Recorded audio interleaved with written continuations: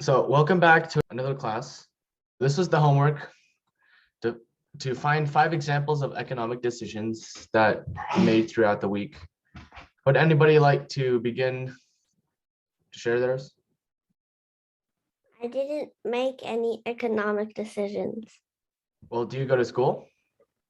Yeah, Well, did you know that you could just not go to school? But that wouldn't be very good for you. So choosing to go to school could be an economic decision. okay, I went to school then. Okay, that's good. Anybody else want to share? I learned to play basketball instead of playing video games. That's good. Anybody else? I go to play tennis instead of like sleeping in, I guess. That's a good example. While I was choosing my electives, I chose computer art and consumer excellence. And in your opinion, is that a good choice or a choice that benefits you? I think so, maybe, because I feel like learning how to like cook and how to like make sure I'm managing money correctly would be better. That's good.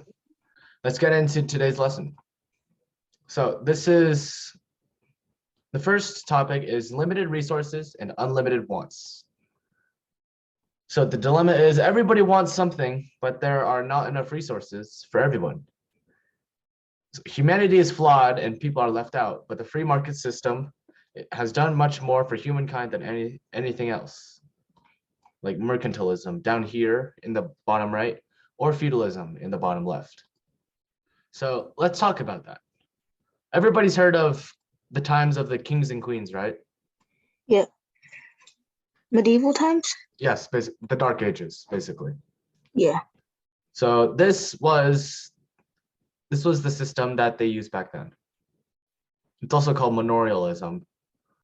So England and Spain knew that wealth was limited because wealth back then was basically how much stuff you could buy. And so there isn't much stuff that you can buy. I mean, like people, there's not an infinite amount of people. There's not an infinite amount of houses. There's not an infinite amount of water. So they use gold and gems. And so we all know that gold and gems are pretty rare, right? So that's what made them valuable. So the consequence was the US colonies, because England wanted the US colonies to provide England, the mother country, with resources so that they could have gold. And so if they had more markets, then that would mean that they have more gold.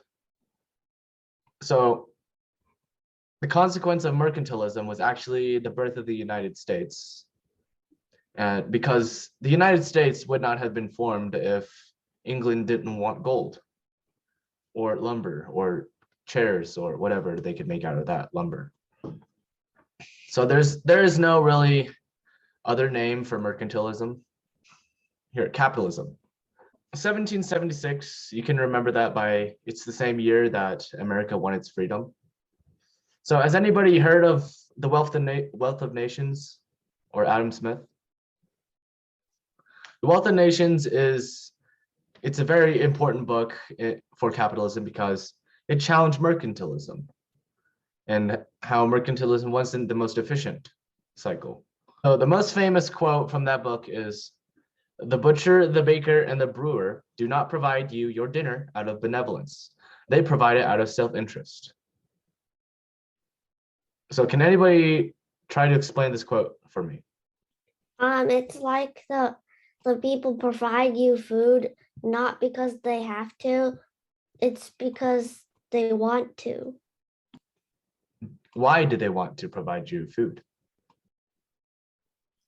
To make money. Exactly. So self-interest means that they're looking to do the best for themselves. So if they sell you, the butcher sells you the meat, the baker sells you the bread, and the brewer sells you the, I don't know, ale or wine. Do not provide your dinner out of benevolence. They don't give it to you for free, because then they're losing something.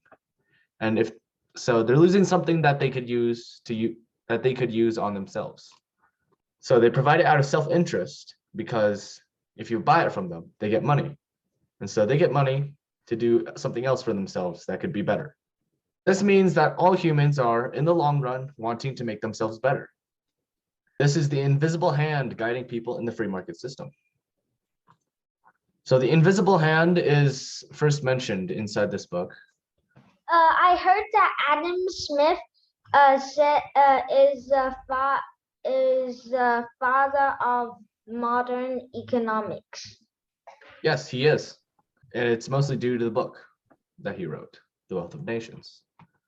All humans are in the long run wanting to make themselves better. Let me give you an example. If I walked to you in the street, you didn't know me, and I said, I'll give you a box with $10 in it, or I can give you a box with $5 in it. Which one would you take? $10? Why wouldn't you take the $5? More money. There's more money. So does more money means that you're better or worse? Better? Exactly. They always want to make themselves better. Because when you're better, you're happy. And back in the caveman times, if you were better, then you had more chance to survive. Can anybody else give me an example of all humans wanting to make themselves better? Hitler. How? He wanted the German Empire to rule the whole world, and he would be the ruler. So what did he give up? Gave up the Treaty of Versailles.